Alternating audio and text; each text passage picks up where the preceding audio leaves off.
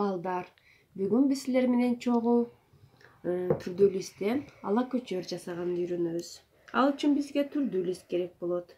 Кайчынын клей керек болот.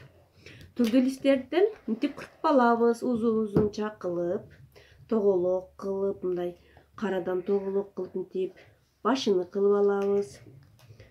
Анан мен кыскараак болсун деп видеону даярдап алдым.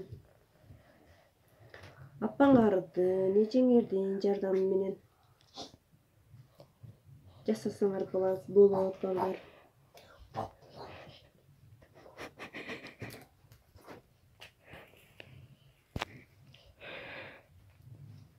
Мынтип туташтырып алабыз.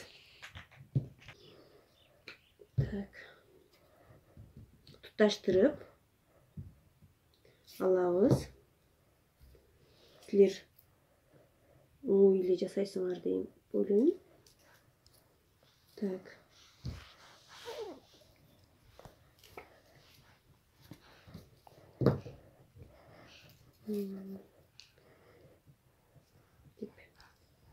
Клейлейбиз.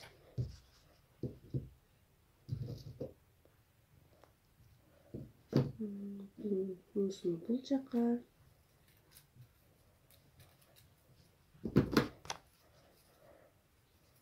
Ушинтип клейлеп алгандан кийин балдар, эми бул жерге мына башы